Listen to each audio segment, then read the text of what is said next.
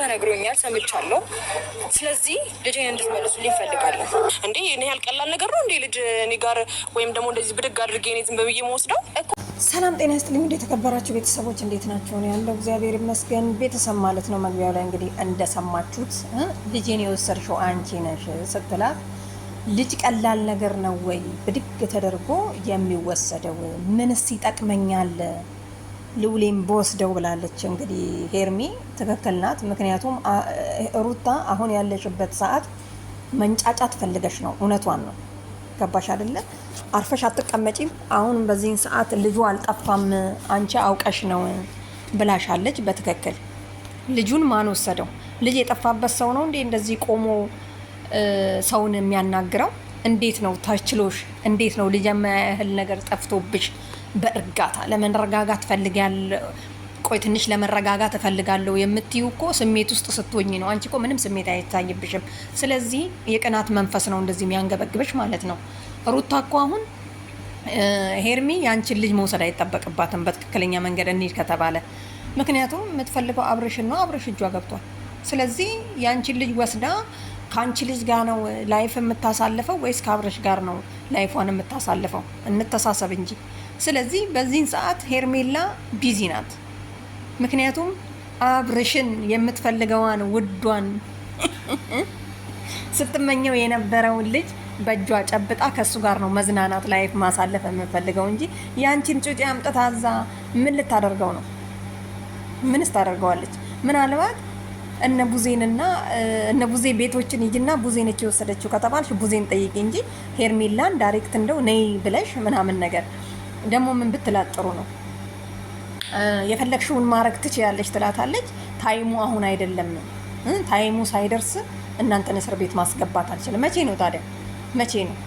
ልጁ ጠፍቶ ከቆየ በኋላ ሄርሜላና አብርሃም እስኪፋቱ ጠብቀሽ? ኧረ ተይ ሩታ ማለት ያሁኑ አይጥምም። ለምን አትይም? ይሄ ቅናት ነው የሚያስመስለው።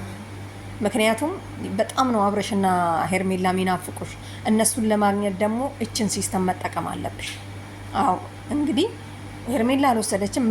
ምናልባት ቡዜ ወስዳ ቤተሰቦቹ ጋር አያቶቹ ጋር እናሳድጋለን ብለውሽ የለ ከዚህም በፊት እኛ እንወስደዋለን አንቺ ማሳደግ አልቻልሽም ልጃችን ነው ስላለች ምናልባት እዛ ሄደሽ ብትጠይቂ። እንዴት ነው ግን ቢያንስ እንኳን አባቱን አብርሃምን ነው እንጂ ጠርተሽ መጠየቅ ያለብሽ። እንዴት ነው ሩታን ሄርሜላን ጠርተሽ ልጅ አንቺ ጋር ነው ያለው አንቺ መተሽ ባትወስጂም?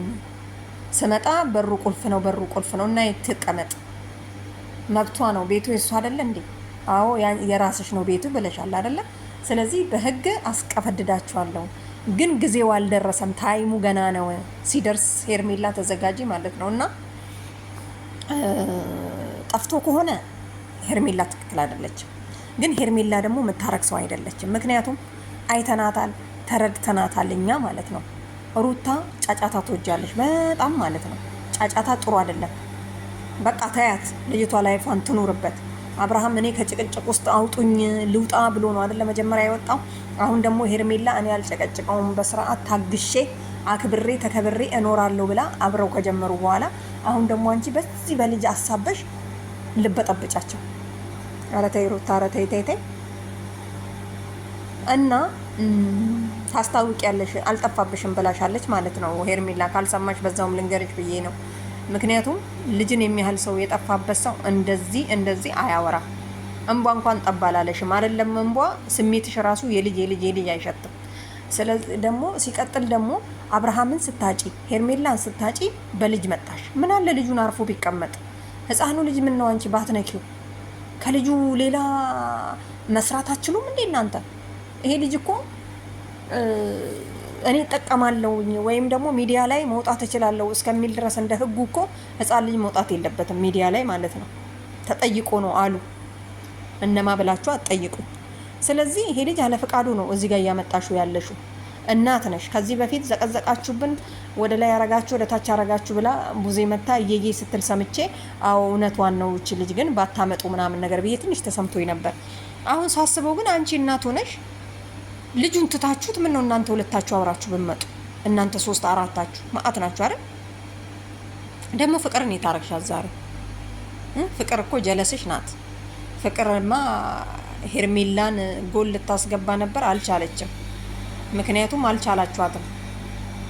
የሰው ልጅ ከልብ የመነጨ ፍላጎት ካለው የሆነ ያመነበትን ወይም የፈለገውን ነገር ያገኛል ይላል ሳይንስ። ስለዚህ ሄርሚ ከልቧ ነበር አብርሽን የምትወደው። እንደናንተ ዝም ብላ ማጭበርበራ ነበር የሚያዘችው። ዞሮ ዞሮ ሄርሚ ጋር መጣ፣ አገኘችው።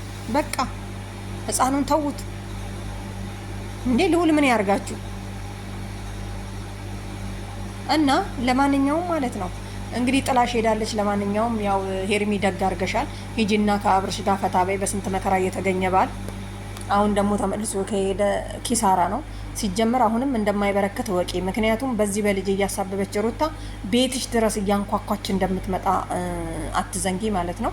ይሄው ከአንዴ ሁለቴ አጣውሽ ብላለች። ከዚህ በፊትም እንግዲህ ልጁን አንቺ ጋር አግኝቼዋለሁ።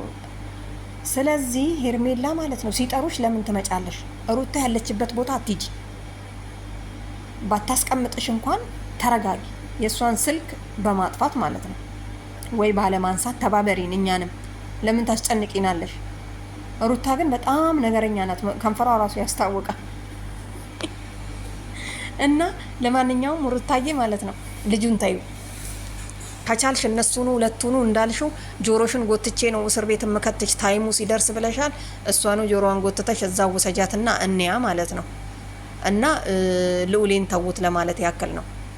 በኋላ እንዲያረጋችሁን ብላችሁ መታችሁ አታለቃቅሱብን። ለማንኛውም ሄርሚ ይመችሽ። ሩታም እንግዲህ ልጅሽን ካንቺ ጋር ይሁን።